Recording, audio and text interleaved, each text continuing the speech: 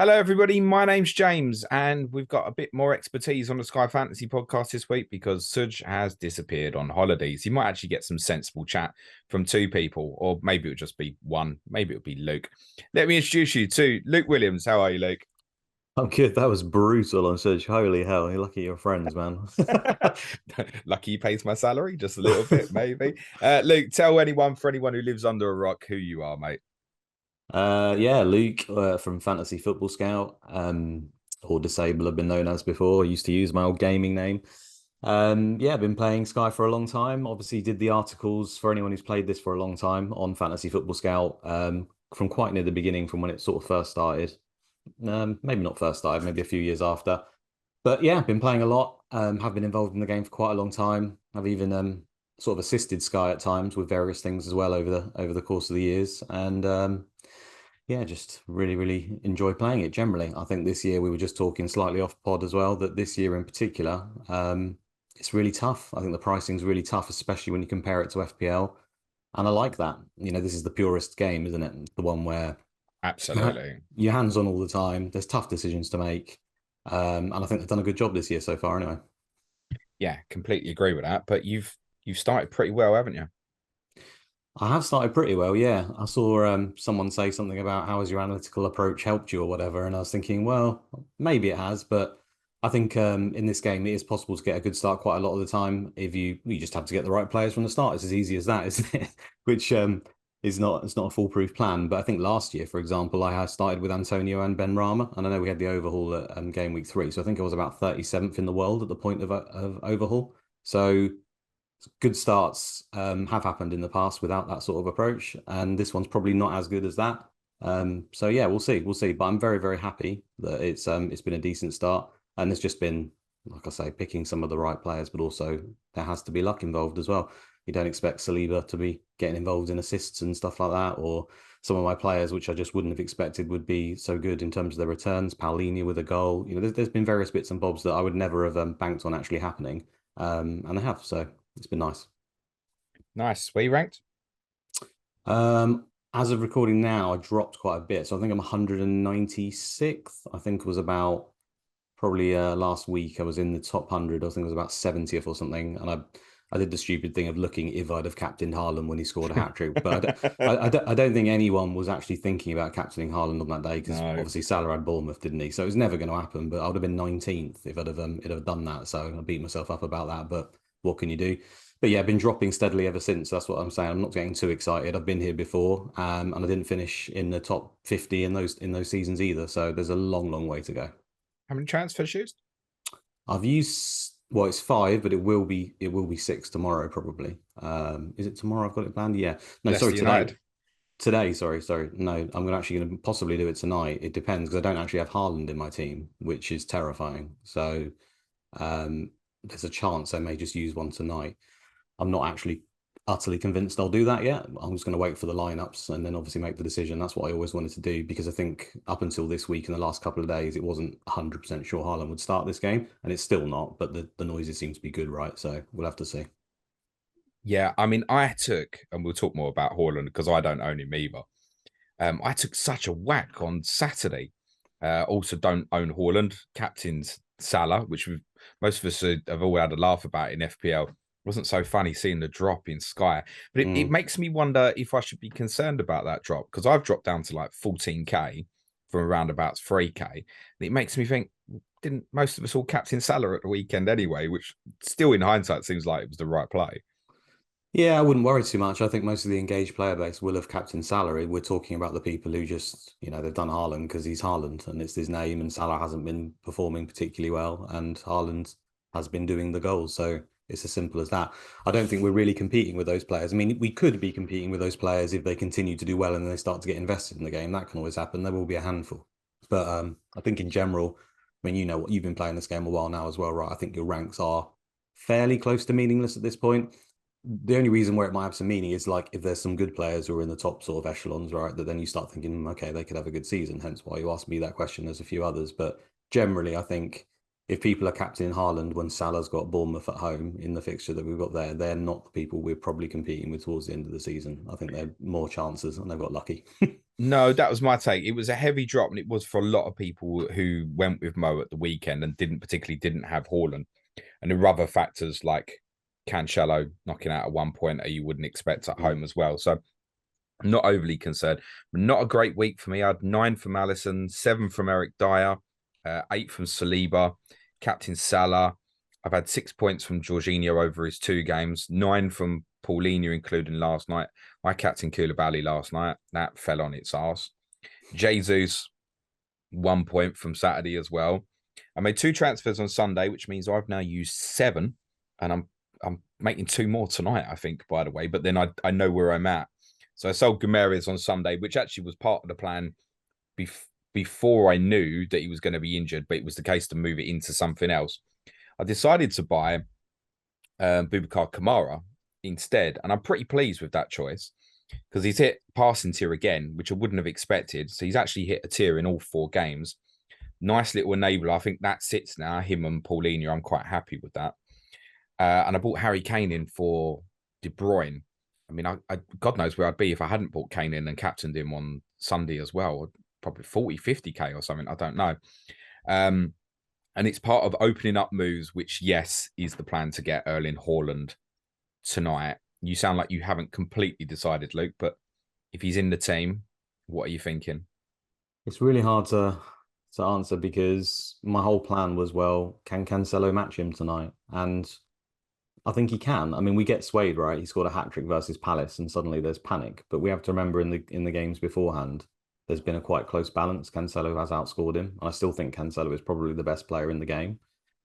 And obviously with Cancelo, if he fails, he still scores points, right? Whereas with Haaland, if he does, there is a world that exists where he plays 65 minutes, comes off, and he's got 2 points, or maybe he got a shot tier. Whereas with Cancelo, yes, he could concede a goal, and we actually saw he got 1 point the other week, right? But that is a collector's item for him. Like he would normally be getting something. So the other part is if you bring Haaland in, and then I think the community largely expect him to miss Villa, then suddenly I'm bringing him in for 1 game where I already had a captain who is arguably one of the best players in the game. And then suddenly I'm in a position where I've got a player who's not playing for the week after. Now, you could just say, well, I'll take that on the chin and I'll just hold Haaland. I think that's absolutely fine, but is now the time to buy. But, these are the things that are tough decisions in Sky, like I talked about. And if Haaland hits 4 goals tonight as everyone's captain, that lead that I've got over quite a lot of people will be instantly gone. And that's the other thing that I just point out to people all the time is like that gap of like 30, 40 points is nothing. You get 1 captain wrong, you miss, you get 1 decision like that changes, and instantly you're dragged back or you're miles ahead again. So it's a really tough decision. Right now, I still don't know 100% what I'll do. It might depend on what the Man City lineup is, whether I think Haaland's going to come off, whether I'm brave enough to go without it. Cancelo could be right back tonight and Ake could be left back, for example, or Gomez play left back. And I think maybe I'd be more tempted to do that because I think Cancelo performs quite well in these games against lower opposition at right back. So yeah, there's all that sort of stuff coming through my mind. And this is the beauty. I wanted to have that decision, be able to make it with the information for tonight. So we'll see. I think I'm buying him even if he's not in the team. Really? To be totally honest. Yeah, I think so. I think what I've concluded is obviously if he doesn't play tonight, I want him for Saturday. And if I don't buy him tonight, I'm going without him Saturday. And he could always, if they're in a bad position, he could always come on tonight. Now, I wouldn't captain him in that situation. Obviously, I would just captain Cancelo, for example. But I think, yeah, I've remaneuvered a couple of moves on Sunday was part in terms of working him back in and working in something for Leicester Man United as well. So I've got Koulibaly and Jorginho on the chopping block. I'm not bothered about keeping Koulibaly, but I know with Wesley Fofana moving to Chelsea looking pretty imminent at 7.5, that's the next one to get to. So what I'm thinking in my mind at the moment is Jorginho to Haaland. I've got the money in the bank to do it. And then it's Koulibaly to probably Dalot. He's the player I'm going to pump for at that value, 7.5, hold it at kind of Fofana's value and get him in tonight to facilitate Haaland because I'm fairly certain that he plays tomorrow. Aaron Wan-Bissaka might even leave Manchester United tomorrow by the looks of it. That's a captaincy coverage then. What I'm currently thinking with Dalot is obviously chain that into Nico Williams actually for the night that Leeds play Nottingham Forest on the Monday. get a few games of that, and then either keep that there or move him on to Fofana with the money, or downgrade Dyer to Fofana. The other thing, of course, to keep in mind is Christian Romero. Most of us will be without at the moment. Most want to get back as soon as he's available.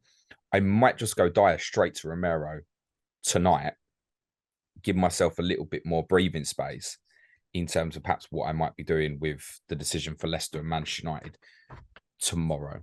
But I'm at a position now where I'm getting really comfortable with my team, actually. So I know I'll have used a lot. I'm going to be sort of 9 down come tonight. But then I'm in a position where structure-wise, I'm exactly where I want to be.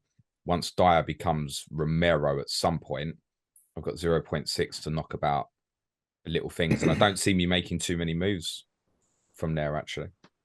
Well, this is what Sky is often about, especially without the overhaul, is about getting that team structure and the players right from the very start is absolutely key, because it saves you a lot of transfers having to reorganize your team. And a lot of that comes down to luck. You can spend all the time in the world researching your team and come with it, and then if it doesn't fit it structurally and who's performing, and we never know about these enablers, right? Palhinha has been great, but there is another world that exists where Palhinha has just been out of the team because he's been absolutely awful. He hasn't adapted to Fulham. They've been getting battered every week. He's got a red card, and suddenly no one's talking about him. So you do have to have that luck as well that goes with the research. So yeah, how many transfers you can save at the beginning of the game by getting your team right is quite key, but it doesn't mean that all is lost. You just have to be quickly adjust. So if you have to use the transfers to adjust, I think given that we now have 50, the value of transfers is lessened somewhat. Now, in this game, we haven't had the same, it doesn't have the same scrutiny as FPL, where we've got all these incredibly sophisticated models. We've got these analytical, these geniuses basically out there that can model the game in such a way where they can know the value of things, and they've done that. We haven't had anyone do that in Sky particularly, so we're flying by the seat of our pants. We've often said in the past, a transfer's worth 10 to 15 points. That's what we think roughly, or something. A lot of people say that, but we don't really know. And then it comes to a season where we suddenly have 50. All I know instinctively is the value of transfers is now lessened, right? You just have to think about that logically. If we have, absolutely, if I get given 2 transfers for the whole season, then they are the most valuable 2 transfers you'll ever make. If you've got 500, yeah, you still have to be involved and use them. That's not what we're saying, but the value of the transfer is suddenly lessened. You can just willy-nilly fling them around. Now, 40 to 50 is a relatively significant jump. So yeah, the transfer value is slightly less than it was for me. What that number is, I don't know. But when you don't have an overhaul in sight, particularly, sitting very close, you're losing points against the field all the time when you're not making a transfer that you consider to be optimal. So, for example, I think I saw people who have got, say, Casido and they don't have Paulinho. Right, well, he's an all right pick, but you are literally losing points to the field every week that you don't make that transfer. And it does look like that will continue from what we've seen so far. So even if you don't have a fixture game, the earlier you do that, the more points you're going to get. So it's stuff like that, the balance in Sky, where we always try to look for the extra transfers and we like to look for the captains. Sometimes you have to take it on the chin and get it done early. I'm not sure I'd do that with an enabler like that. Like how bad can it hurt staying with Casido over Paulinho? It's easy for me to say sitting here with Paulinho as you are.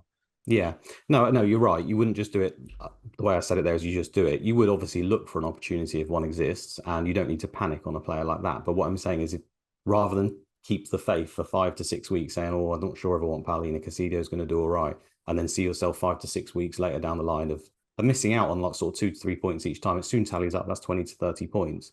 You extend that across to the next time the overhaul's coming, that's a lot of points. So the earlier you do it is probably the better, essentially. Not necessarily just on a whim, of course. And when we can always chain these moves as well, that's the beauty of Sky, right? You can take Casido out for someone else and then bring Paulinho in for another person.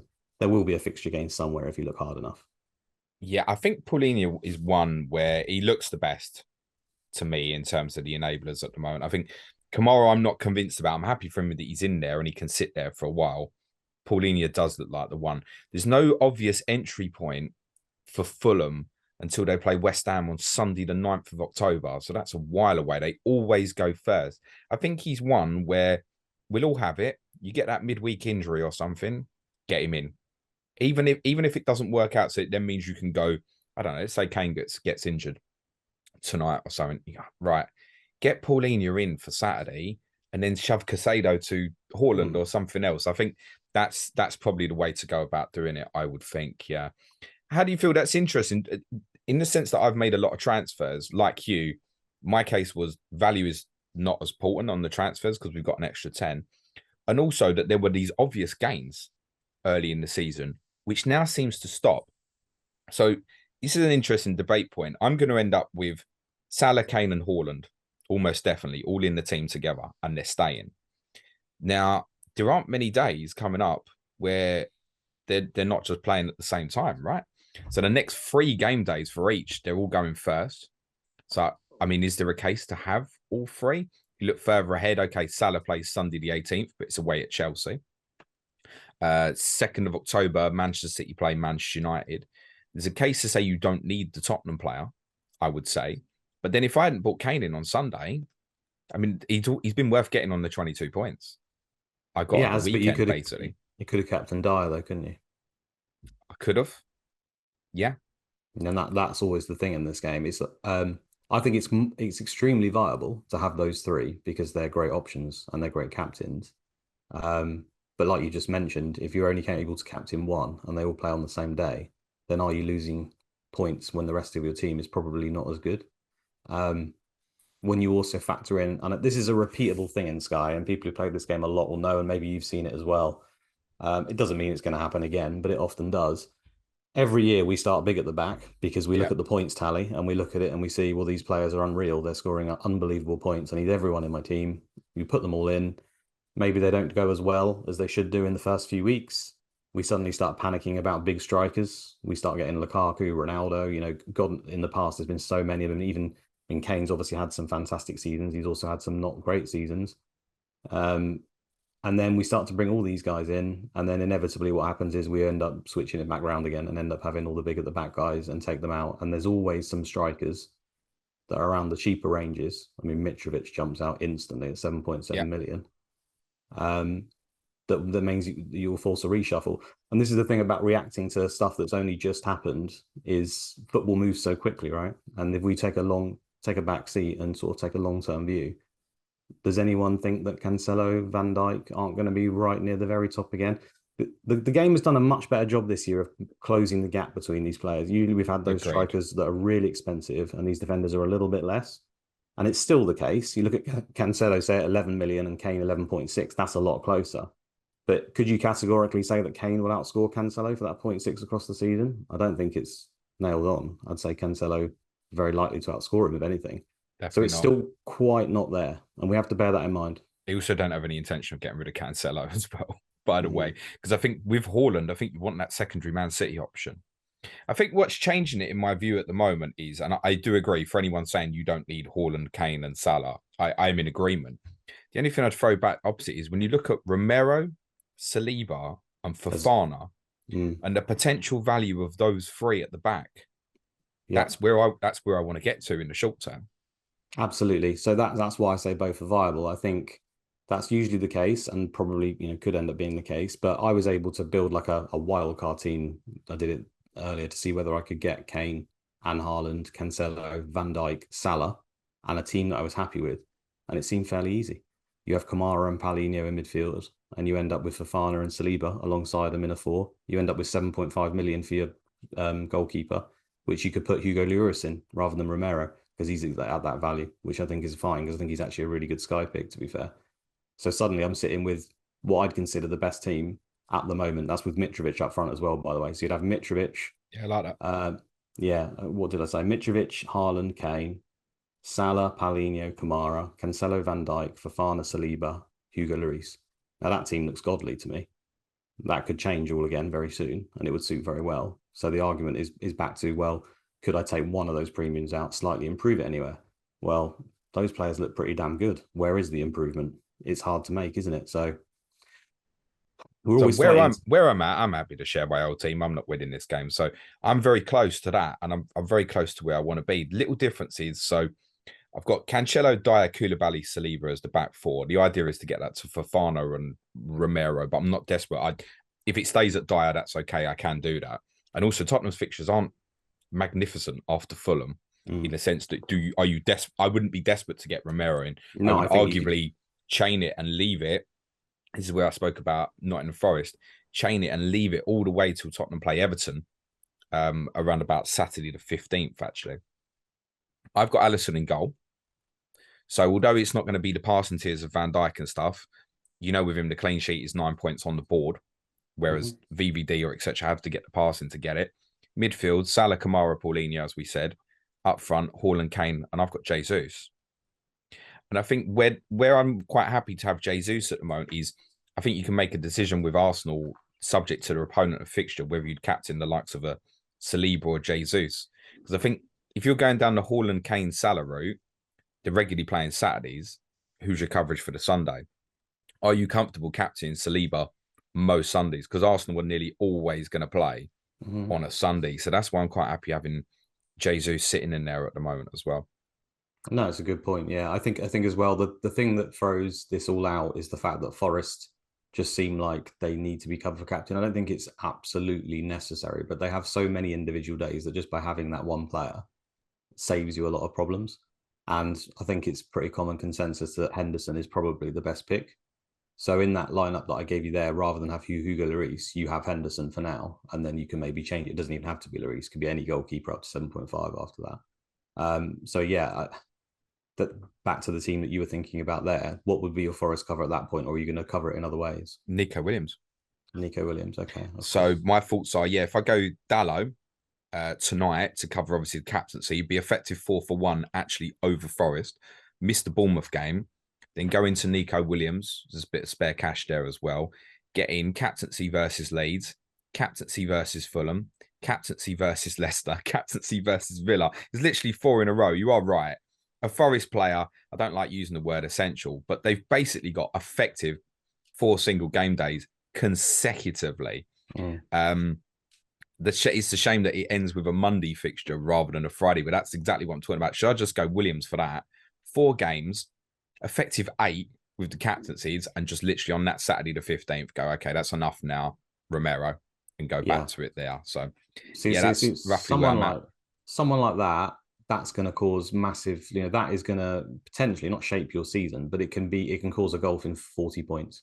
If Henderson ends up scoring a lot more than all the other options, or Nico Williams or whoever you may have, then that's going to cause a big gulf in the next. It's 4 separate captains, especially against the field, remember, because a lot of the normal players out there, although we might not necessarily be competing against them, won't have thought of this already.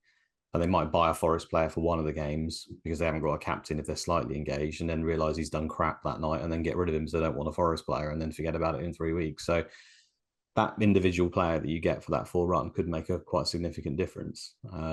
So yeah, as annoying as it kind of is, because I don't really want a Forest player on my team long term, I think trying to get who you consider to be the best one, and I think Henderson probably is, but I think when you take out an Alice or an Edison, that's a big drop off over the season. Whereas Nico Williams, the way he's playing at the moment, I can see that. I did strongly look at Alisson to Henderson on the Sunday just gone, thinking, right, I'll do this now, potentially, and then I would have had the Bournemouth fixture as well. Of course, Sod's Laurie saves the penalty. But actually, if you remove Henderson's 2 penalty saves, that would put him on 22. Nico Williams is on 20. Now, of course, Nico Williams is 0.4 more, but then you can have these premium keepers for 1 million more, where that's more difficult around Nico Williams' value. Fair. So I think they're quite close, actually. I'd say Henderson probably is the best choice, but it'll come down to structure quite a lot. Williams is hitting the tackle tiers so far. So tier 2 tackles against Tottenham, tier 2 tackles against Everton, tier 2 tackles against West Ham, and shot tier and a clean sheet in that fixture. So he's capable with the tackle tiers. He's there all of the last 3 games, and he's beaten it by a lot as well. I think I did note it down. They played us at the weekend, and 7 tackles against Tottenham. So he's not scraping in; he's doing it properly. That's definitely what you want, and that's where people foul a bit of Caicedo. I think they need to be dominating it, but it's still, there's always in question whether that's repeatable, right? You would still say saves for Henderson is more repeatable than tackles for Nico. As good as he's been, there could be games where just no one tries to take him on. What can you do about that? And I guess you could say no one shoots at Henderson, but I can't see a world where Forest don't face a shot in the game.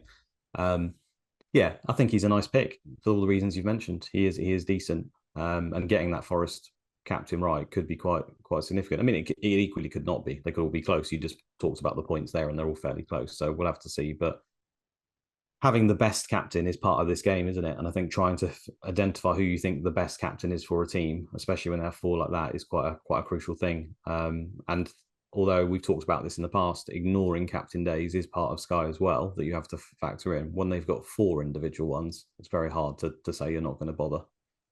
It's a case to say, and I wouldn't rule it out, Luke. I might go both.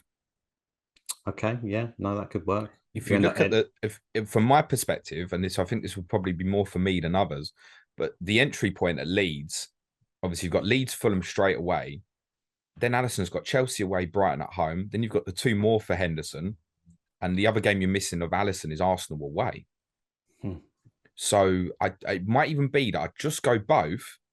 And then if it looks, oh shit, I've made the wrong one here, I'm covered from the insurance perspective as well. So, and that might enable a brief reshaping of something else. Right. So just want to go a few points with you, Luke, from some of the stuff I picked out from the weekend games and the games last night. We mentioned about this City, Liverpool, Tottenham problem where they continue playing on the Saturdays. Any love for Bruno at 10.5, had 3 shots at the weekend at Southampton. And I think we know that he's going to be better off without Ronaldo. And he has been amazing for us in the past. Just we haven't seen it over the last 12 months. I think he's the best captain for that week. So yeah, I You do talked think about Thursday night against Leicester. Yeah, yeah. I think if there was any, you could offer anyone in the game to me, that's who I would take in that Agreed. scenario.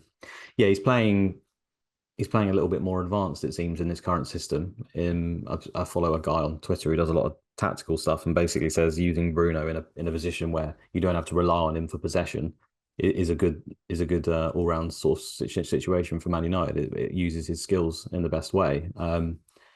So yeah, if he's able to hit the shots and obviously just being in a central area, you've always got the chance if you're pressing, you can pick up tackles. I don't think he's going to get passes in that role, but there's the fact he's got penalties as well. So I think he is a very good pick. The problem for me is 10.5 million. Would I want to hold him at that value for long when I compare him to other people?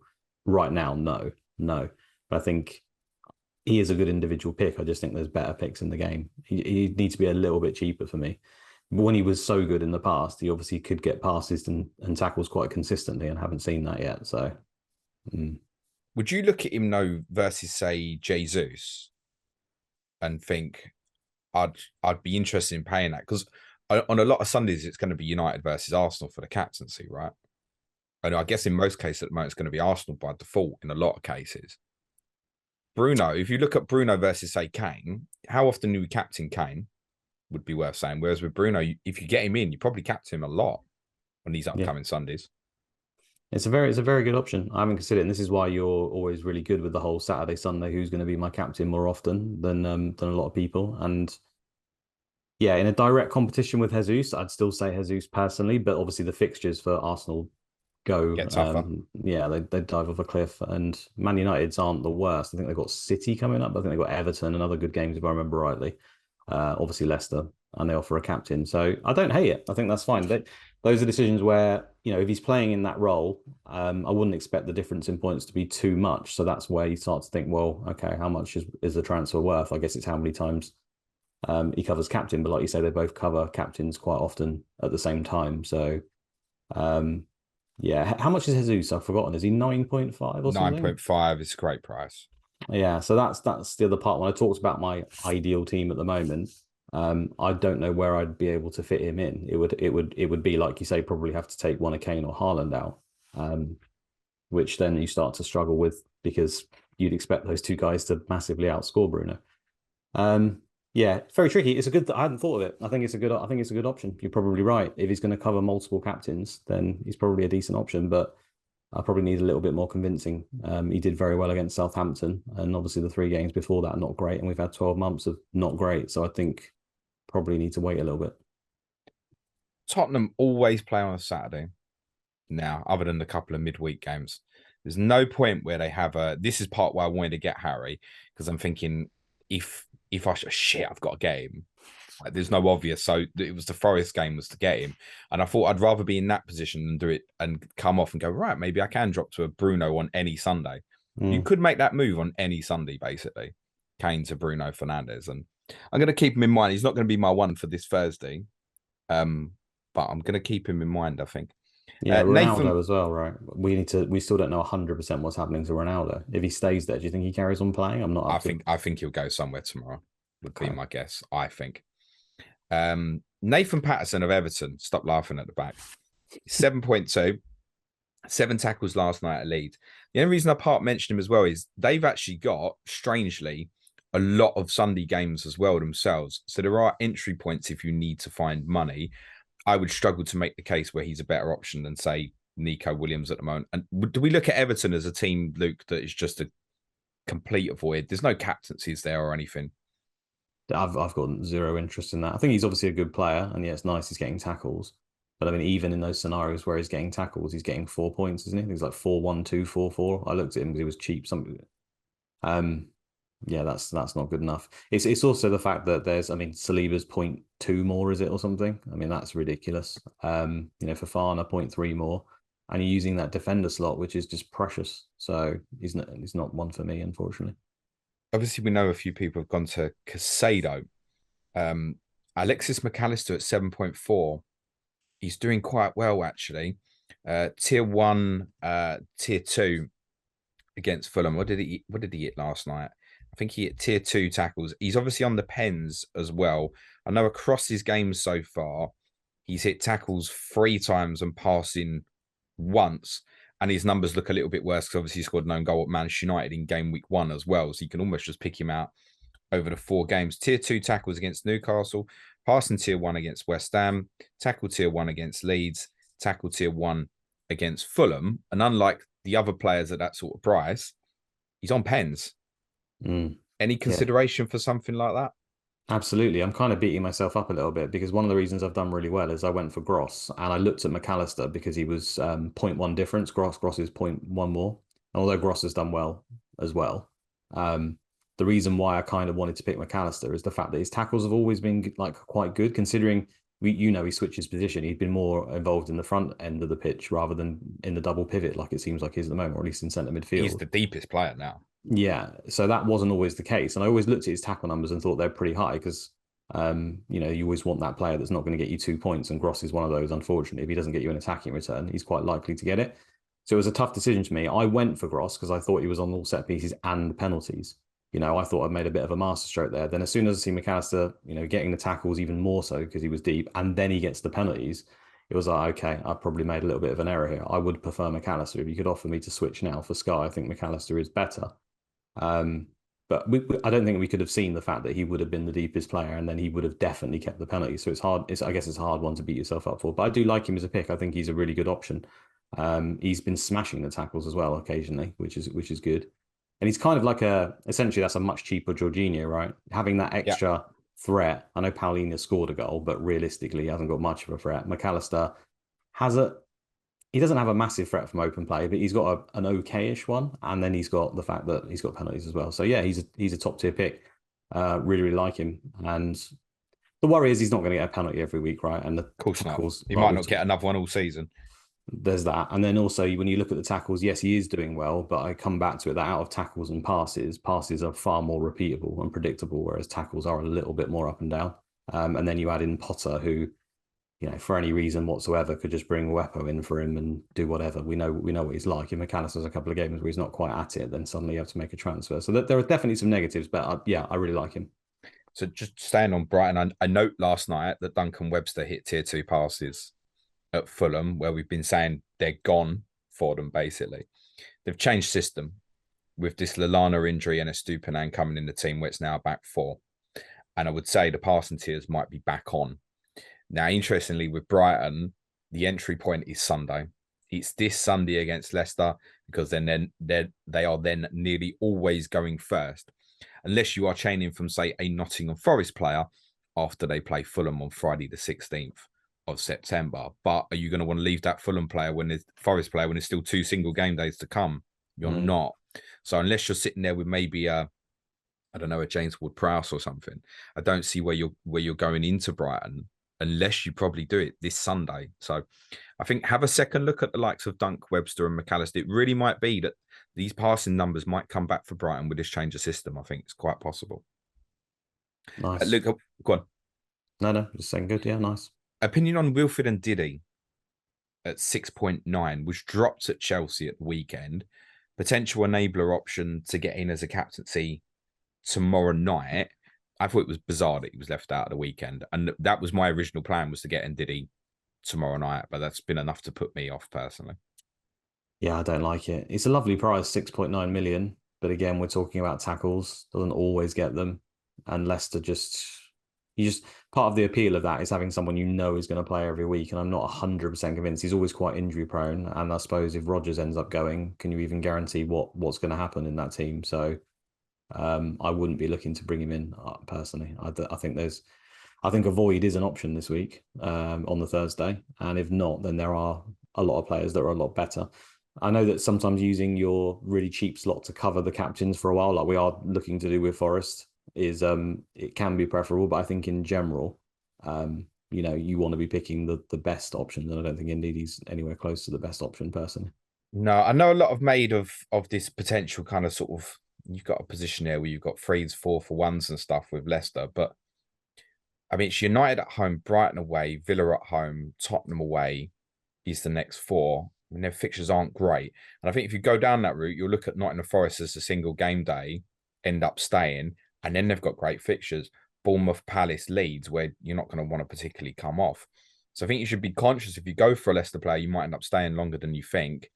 And is the gain in the immediate much better than it looks? So yeah, sure, they've got a great advantage over Arsenal, for example, where they play 4 times and Arsenal play twice, and one of those games is Manchester United away.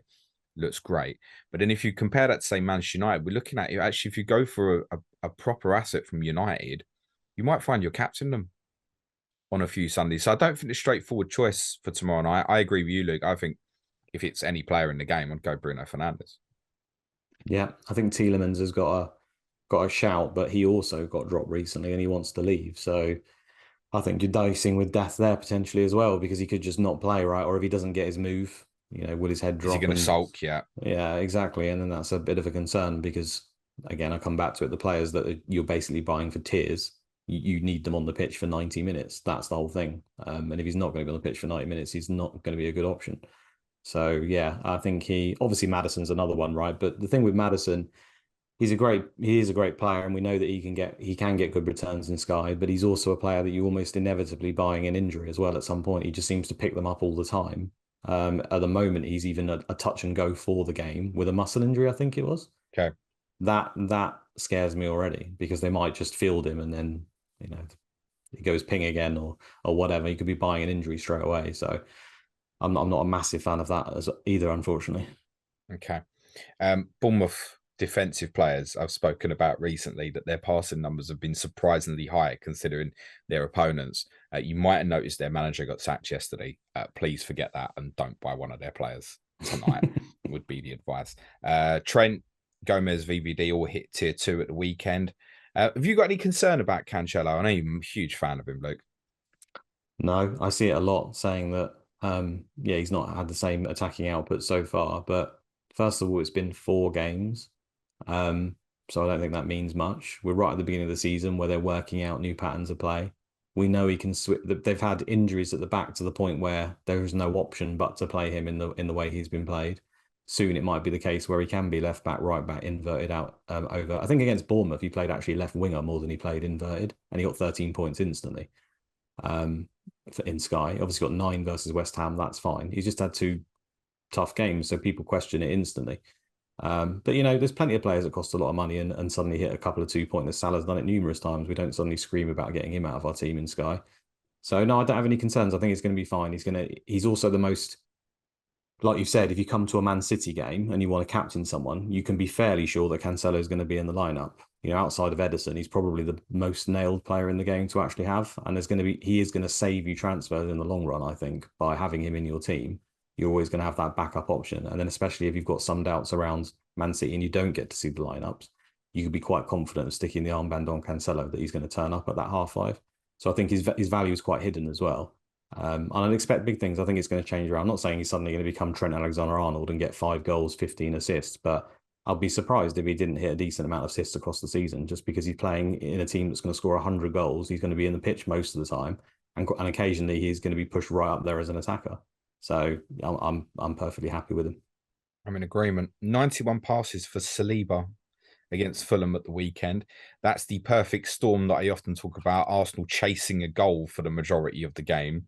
Therefore, these guys will hit bigger passing numbers at the back. So just know it was perfect storm. He did have a lot more than Gabriel, though. Gabriel was only 75. You think he's staying in the team at the moment, though? I can't see how they take him out. He looks too good, Saliba. No, I agree. I think he's been fantastic. That's one of those punts at the beginning of the season that's worked out for me, but I was aware it was a punt. Like we've had this false dawn of Saliba maybe 2 seasons, I think, where Absolutely. yeah, and I thought, well, is it going to be the same thing again? Arsenal fans saying he should play and Arteta not fancying him, but it's worked out. And yeah, the passes thing with Arsenal is quite funny. I don't think you can absolutely guarantee it, but at that price, you take it. You'll take the chance all day. I think if anything, Gabriel's left-footed, right, and he has been their main man. So I'm a bit skeptical as to whether he would come out. But I think between the two, Gabriel's actually been quite ropey in comparison. He's not been at his best. So I think if anyone, there is a chance that Ben White could just come back into centre half. But I don't think Ben White. I think Saliba and Gabriel are better actual, central defenders for Arsenal. I think Ben White can be got out a bit. And then I'd also question, is Tomiyasu actually better at right back than Ben White? I don't think it's massive. I don't think it's to the point where you go, okay, Tomiyasu is so good that I would replace Ben White and stick him in there.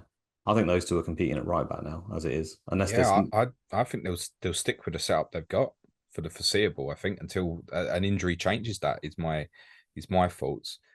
Just want to pick out Sven Botman of Newcastle, was just off of passing tier at Wolves at the weekend, as was teammate Fabian Schär. But I think to use a point Luke's made earlier, Schär is someone who the injury is just around the corner, unfortunately.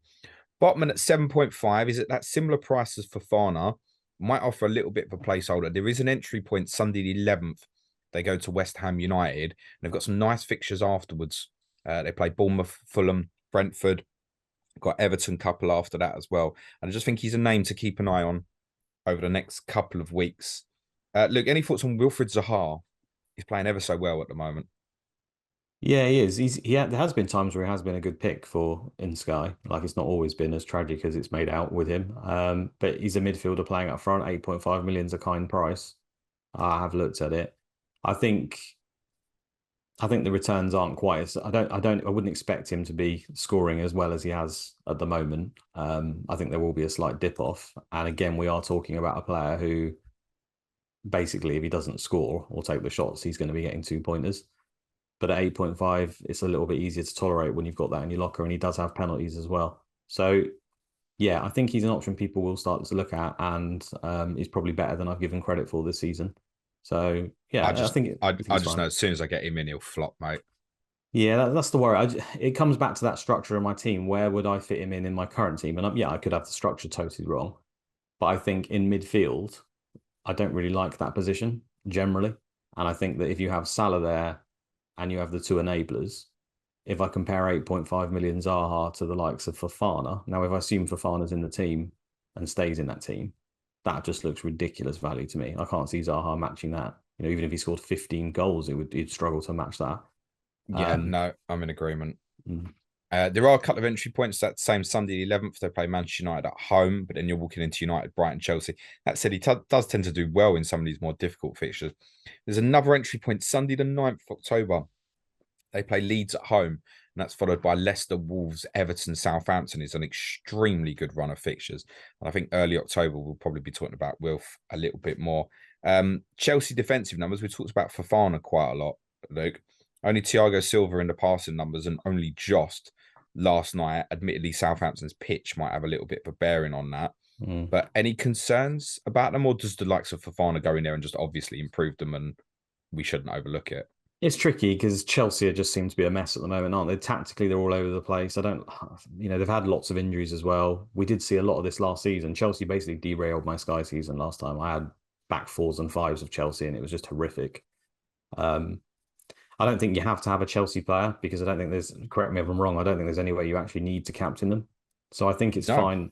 Yeah, I think it's fine not to have any. For me, the best pick is Fofana, and we haven't even seen him go into the team yet. And we're assuming he would actually come in and just be nailed on, which I don't think it's guaranteed, but I think it's quite likely. So to me, you either have Fofana or you pretty much don't have anyone. I do like Koulibaly, but when you compare it to Fofana, that's just too much of a difference. Yeah. Cucurella's all right at the moment. He isn't going to hit passing and tackling tiers very often, although he has got like 50 passes quite often.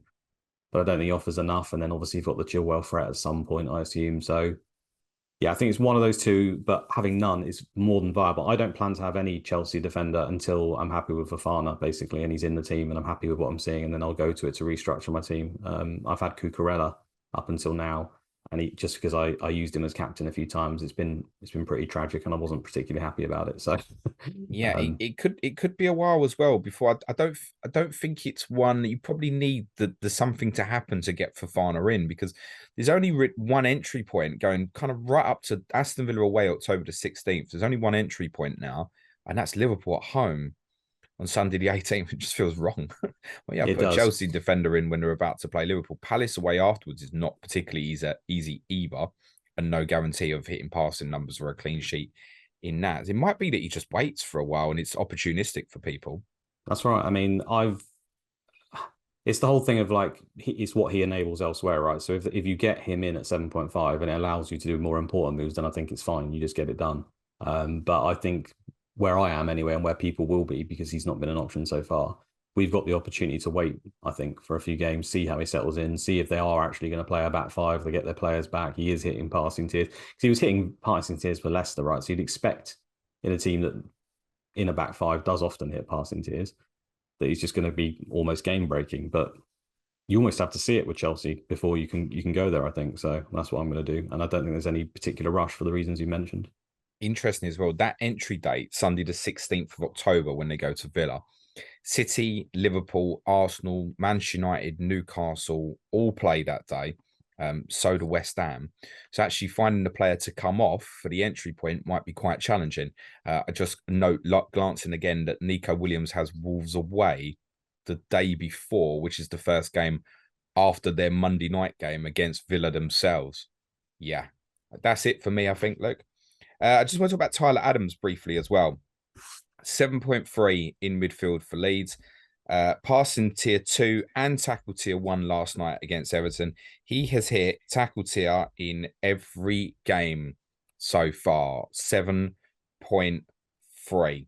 22 points. We can't expect attacking returns or anything like that to go with this. I think we probably can expect the odd yellow cards as well. He's had 2 in 5 games, but hitting tackle tier every game, mate. Yeah, interesting. I've not really looked, I knew he was obviously all action. I haven't looked how much he's been hitting it by.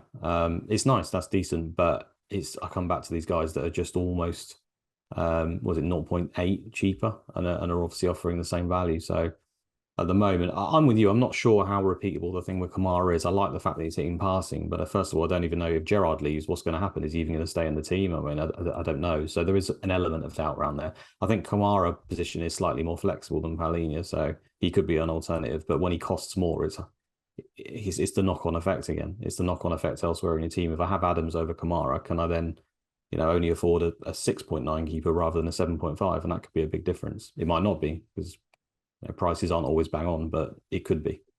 And you also note as well, apart from Christensen, the other 3 in Leeds back 4 hit tier 2 passing last night against Everton. Everton is the sort of side, and the way they particularly played last night, we would expect passing tiers to be hit against them. But a closer inspection of Pascal Struijk at 6.9 tells me tackle tier 2, game 1, tackle tier 2, game 2, tackle tier 1, game 3, tackle tier to go with that passing tier 2 last night. 0.4 cheaper than Adams. He's been playing at left back at the moment. He's not really, he's a centre back. It's been a problem position for them. Junior Firpo's back in a couple of weeks, but I don't think much of him. I think there's every chance Struijk will stay in the team at 6.9 and at left back. You've obviously got that Forest game looming on Monday the 12th. He might be a good option, 6.9 defender. Yeah, I like that one more because first of all, he's cheaper. You got the potential for the clean sheets to come with that as well. You've got exactly that. You've got the potential of the odd clean sheet, whereas you can't really see Adams scoring. So if they hit 10 in the season, that's equivalent to 10 goals, isn't it? And he's in the team. So yeah, I like that one more. The thing with him is he's taking the defender spot again. So as if he could get clean sheets and not be a defender, that would be ideal. So it's not a thing, unfortunately. Okay. Super. Great stuff, mate. Let's do a few Twitter questions before we let Luke go. Gary Mantle, Fountain Mantle says, with the benefit of hindsight and as much or as little outcome bias as you wish, Would the Kane Haaland hokey cokey have been worth it? Would you consider doing it later in the season? So he's referring to the on and off that many of us would have done at the start of this season. In hindsight, Luke, did you do it, and do you wish you had if you didn't, or vice versa? I did it and I would do it again because it's what I talked about. I think transfers are slightly less valuable.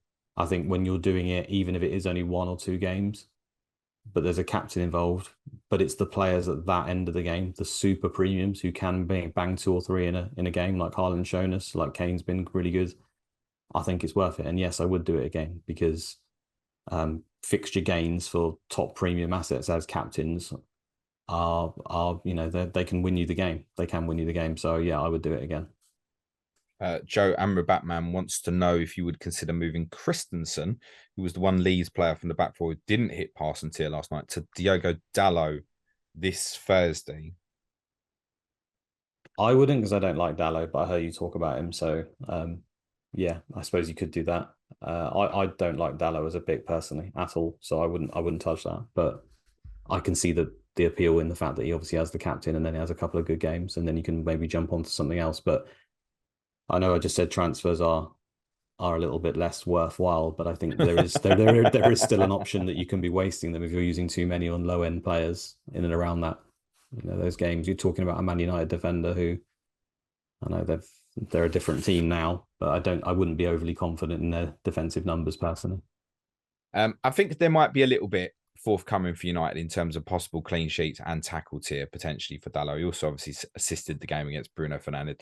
I would not look at him as a long-term pick, but I would look at him as also a potential backup option to the Arsenal guys for many of these upcoming Sundays. If I decide that there's one where I don't fancy the Arsenal player, for example. So I think it just works in line for me value. It'd be at the exact price of Fofana as well.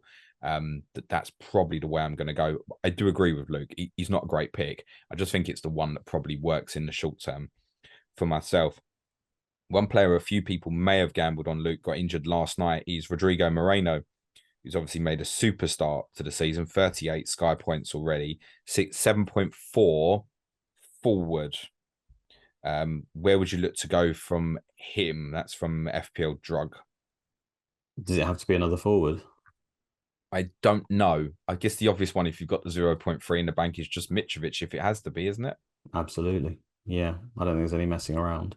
I think with Mitrovic, I'm kind of annoyed actually that he's done so well because I think he was definitely going to be a person I would bring in after his fixtures changed. I had no debate at 7.7 million. Close to the Fofana one again. It's hard to compare everyone to Saliba and Fofana, but they are in the game and they are great. He can pick up shot tiers in any single game. So you've kind of got that bonus straight away where even if he fails, he's probably going to pick up shot tiers and then he can score and he's got penalties.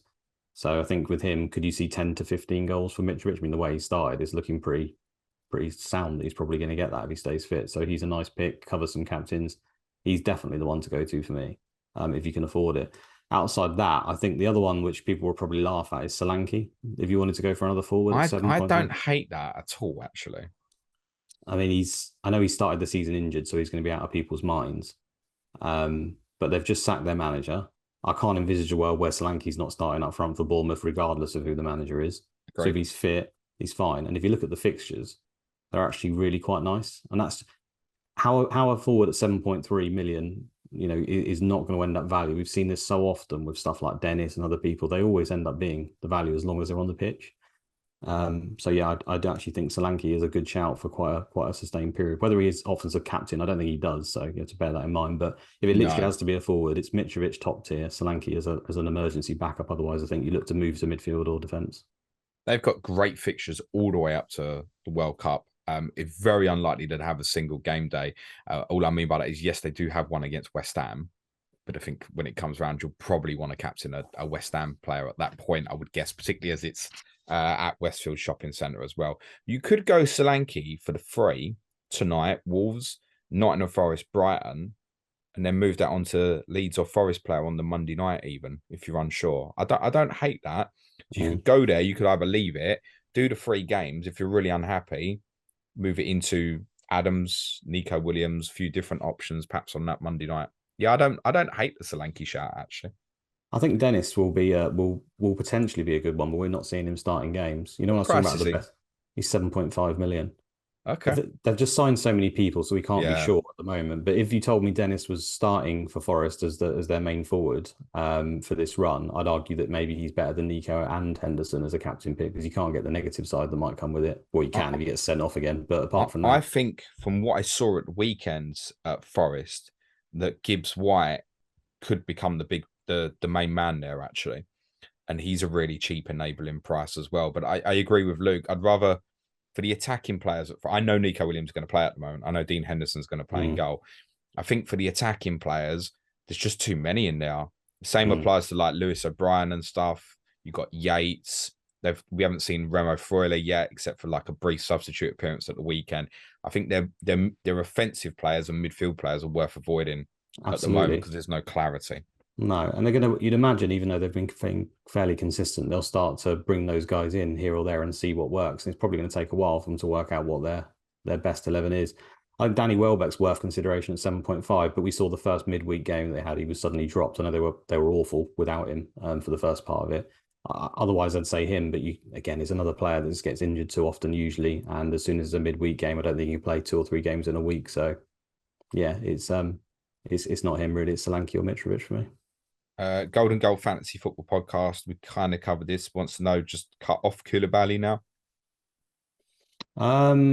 Yeah, I think so. Again, I don't think you need to panic. I think West Ham, if Chelsea sort their stuff out, they play the proper team they should do, they get their injuries back. Koulibaly is a good pick. It's just that Fofana is unquestionably better for almost 2 million less for basically doing the same role. So it's one of those ones where I wouldn't just say, oh, Chelsea haven't been keeping clean sheets, so I'll bomb him out. I come back to the thing of how quickly football can change again. Right now, you wouldn't pick Koulibaly in your team, but he gets 10 points at home to West Ham. Suddenly, he doesn't look like he's the worst option.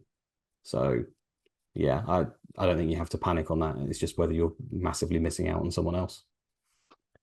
Every day says sitting on two subpar enablers, Casado and O'Brien. Is it time to just bite the bullet and get in Paulinia and Tyler Adams without any fixture gain? Yeah, we kind of talked about this, haven't we? I mean, you have to be careful of short sample sizes. We've had like 4 or 5 weeks. Yeah, Paulinia, absolutely. we have seen this with who was it, Seri for Fulham, who was unreal for 3 or 4 weeks, and then he just dropped off a cliff, ended up not even playing for them. Could that happen to Paulinia? I suppose there's a chance.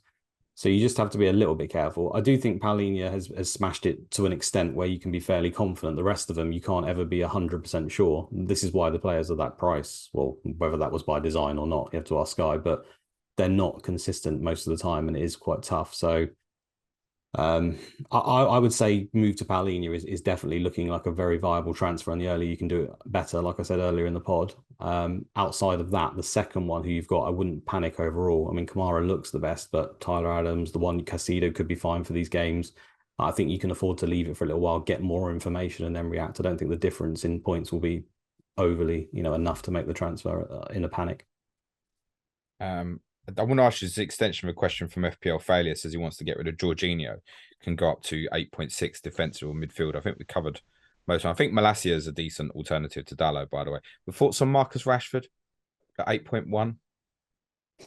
It's a nice price, but he's just a guy who's going to get 2 points if he doesn't score. The fact that Sancho and Anthony are there now would worry me because you've got Bruno Fernandes, could he use him in a false nine? You've got Ronaldo still there at the point of recording. You've got Martial, who looked like he was going to play. He keeps getting injured, bless him. But if he actually turns up, where does he fit in? I then think, well, does Rashford then compete on the left side? In any case, even if he's starting, is he going to be one of the names that gets subbed off 60, 70th minute a lot? Would have thought so. I think there's better options than Rashford personally. I think there are better options. You've got the cheap enablers. Comes back to the structure thing. In isolation, he's okay. If I've got a midfielder, Salah, two enablers to enable the best picks in the game, the strikers and the defenders, then I haven't got room for Rashford. Okay. FPL Slice, he wants to know, what do you use to plan your team transfers? This is the part where I say your planner, isn't it, James? Don't know. You could say Ian Parents if you want.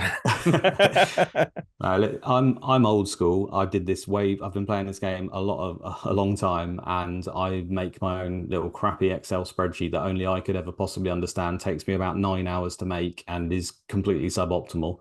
I basically use that because that's what I'm used to. But what I do now, because there is incredible stuff in the community, is I will look at James's planner, I will look at Ian Parrin's, I will look on FF stuff, and I'll look to see if there's anything I've missed, because there probably is, and they're great tools to do it. Especially on your planner, you have like the little bar at the bottom which shows like when a team has a nice little fixture on. That's really useful to me because it stands out, and I think, oh, okay, is there somewhere I can do it? But I literally manually enter the dates. If I was to show you what I had on my computer, you'd laugh. But yeah, it's You are just the first person habits. who's ever mentioned Little Bar. Really? Okay. I know I Yeah, find that quite handy because I can look instantly and think, okay, who's got a good run? I mean, there's one coming up for West Ham, right? No one's talking about West Ham at the moment. absolutely. Yeah, they've got a really nice bar of fixtures. And I'm sitting there thinking, okay, they've been terrible. Most people aren't going to jump on a West Ham player. Have I got the option to bring in a West Ham player for that run? And it's something I've got currently planned in to do. You know, either go to Bowen. I can't say the guy's name, but then this new guy they've signed. Gianluca Shamaka. What? No, the Brazilian guy from West Ham. Oh, Lucas Paqueta. Yeah, him. Okay, so Has he he's been got some. priced in Sky? Well, I was waiting for it. I'm just about to go on the website now and look because I was waiting to see Drum what roll. they've. I can't see him. He's not in there yet. He's Um, very unlikely to play tonight, in fairness. yeah, I think it might be what Moyes worries me with new signings and stuff. But I think if you look at his underlying numbers, over the last 2 years, they're incredibly impressive. And we know that Sky have a tendency to misprice players when they come in middle of the game. So at the moment, Bowen's in my plan to bring in for that bar of run at some point. He's not been doing good at all, but I don't really care about that. I think he's a good pick. If this other guy comes in and he's say 2 million cheaper, then it changes all the plans. But I've just got that slight caveat of like, say, will he be thrown straight in by Moyes? I don't really trust him. We've seen him sign attackers before and then just sort of not use them. So we'll see. And of course, it's worth saying as well, West Ham obviously will primarily play on Sundays as well, except for this coming weekend because the fixture with Chelsea has been moved to 3 o'clock on the Saturday. I don't know if it's updated on Sky, but it's a few places I've seen knocking about. Still got the game advertised for Sunday. That game is 3 o'clock on Saturday, but there's loads of entry points for West Ham following Sunday. Newcastle at home. Following Sunday, you've got Everton away. Then there's a rare Saturday, Wolves at home. Fulham at home's a Sunday. Southampton away is a Sunday. There's Liverpool away. Then there's the Monday night game against Bournemouth. Just what I remember as well, obviously, a lot of the Premier League fixtures in October have moved. There is some impact on particularly the Champions League clubs, City, Liverpool, and Chelsea. It has thrown up a couple of more potential awkward days in October. For example, Thursday the 20th, we now have Leicester against Leeds and Fulham against Aston Villa. But then we could have enablers from Leeds, Fulham, Villa is potentially there. And I think you just accept that. But it has aligned a lot more. So say that Wednesday the 19th, all of the big six play that night now. So you've got Tuesday the 18th. You've also got Brighton against Forest and you've got Palace against Wolves. And all the big six now play on the Wednesday night. A lot of them are going to end up playing Saturday the 21st as well and Sunday the 16th.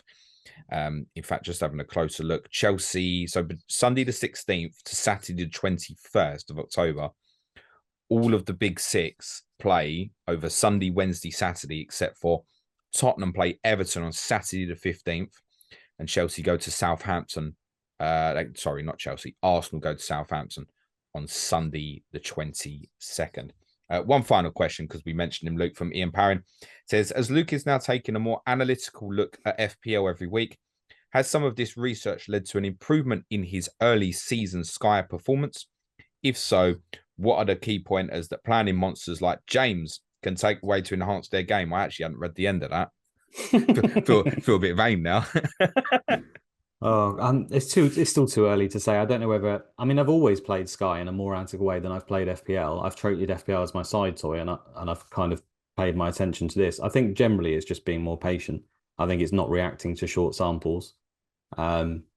Is the general overview, but I had a good start, but I don't want to yank my own chain, but I have had good starts before in the past. So it's not like it's a complete anomaly, and it's certainly, I can't put it down to the fact I've been analytical. I've been lucky. It's as simple as that. I got in Saliba, I took a chance. I had Paulinho, I had Gross from the start. I know to say those three names straight away, they're probably differentials that other people haven't got in their team or didn't start with, and they've made a massive difference. So I've got lucky. There's nothing else to say about it. You know, they could have, all of those picks. Saliba could have dropped out of the team. Paulinho could have been dreadful. Gross could have been subbed in 56th minute like he's been happening for the last 2 or 3 seasons. So I'm not in any sort of under any illusion that I'm suddenly a master. I've got lucky with my picks. Nicely said, mate. Luke, where can everyone follow you on the Bird app? I don't even know my own handle at FF Scout _ Luke. I think it is. If you want to follow That's me, that's the one, mate. Anything you want to promote or plug? not really. I Spaces, been doing spaces. Yeah, I do the odd spaces. Obviously, I do try to predict Man City on my handle. If anyone hasn't heard of me, I You try do to do you do that. it better than anyone else, by the way, mate. Well, I try. It's getting harder and harder as the players come back, and obviously this week or tonight is going to be tough, but we'll see. I do a pod on FPL as well now called Inspected Goals. So if you just look at that on YouTube, FPL Inspected Goals, or even the handle is just at Inspected Goals, then a follow would be greatly appreciated if you like that sort of thing. Big up. Thank you so much, mate. Serge, unfortunately, he's back next week. So return to normal shit. So digest this information and enjoy it. Remember to play your own way, guys.